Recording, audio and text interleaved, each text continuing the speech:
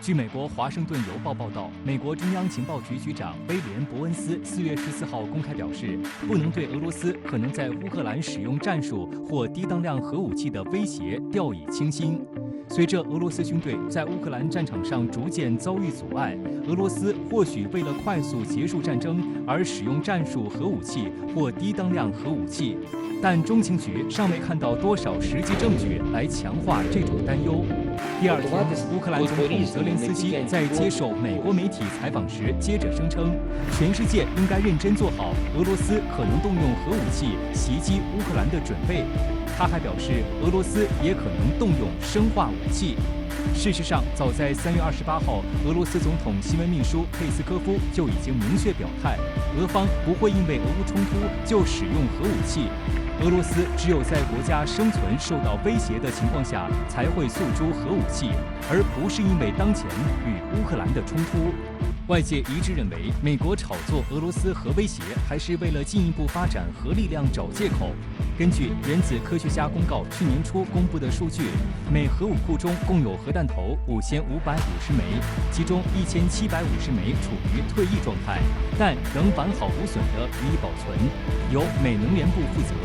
美国国防部负责维护使用3800枚核弹头。在美军方负责的这3800枚核弹头中，1400枚已经被部署在洲际弹道导弹上，300枚部署在战略轰炸机投送的巡航导弹和核航弹上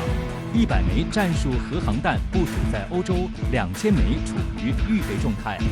尽管美国不再进行核爆试验，秘密核试验从来没有停止过。据日本共同社报道，美国能源部国家核安全管理局日前透露，拜登政府2021年曾开展了2次不伴随核爆炸的亚临界核试验。6月在内华达州地下核试验场实施名为 Nightshade B 的试验，9月16号实施 Nightshade C 试验。1996年9月24号，全面禁止核试验条约在纽约联合国总部签署。条约旨在促进全面防止核武器扩散，推动核裁军，全面禁止核武器试验爆炸及其他形式的核爆炸。在这一背景下，不产生核爆炸的亚临界核试验成为了检验核武器性能、研发新型核武器的必要步骤。虽然冷战后美国历届政府都进行过亚临界核试验，但是频率普遍较低。1年2次亚临界核试验的频度更是2010年以来的首次。分析指出，这充分显示美国正在紧锣密鼓地搞大动作，扩充核武库。你要是说去升级替换它的核武器，那你就得重新做相关的实验。现在呢，因为有这个禁止核试验条约啊，所以说这个美国它不会去搞这个实际的实验，那么就只能通过这种亚临界和这个电脑模拟的这个实验去进行这方面的测试啊，所以说呢，它这个测试比较频繁呢，就跟它提速升级换代它的核武器库是有很大的关系的。拜登政府不但提交了2023财年国防预算，创纪录的达到8000多亿美元的新高，并且随之还出台了一个所谓的核态势评估报告。种种迹象表明，拜登政府已违反当初的竞选承诺，在核武库升级与运用上更加肆意妄为。2020年3月，拜登作为美国总统候选人，在竞选期间在外交事务撰文称：“我认为美国核武库的唯一目的应该是威慑，并在必要时对核攻击进行报复。”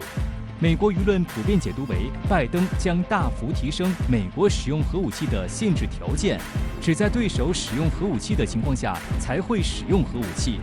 如今，核态势评估报告表述已变为，美国核武器的基本作用是威慑针对美国、盟友与伙伴国的核攻击。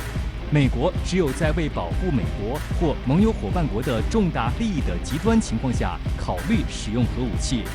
由于重大利益极端情况都未予以明确界定，存在着相当程度的战略模糊，实际上明显拉低了美国使用核武器的门槛，令全球笼罩在比以往更加危险的核恐怖阴影之中。实际上，美国从来没有提出过说不首先使用核武器的这个观点，它一直以来都是说它具备2种的核威慑，一种呢就是说强调自己本身呢具有这个先手打击的能力，就是说本身它可以这个首先使用核武器。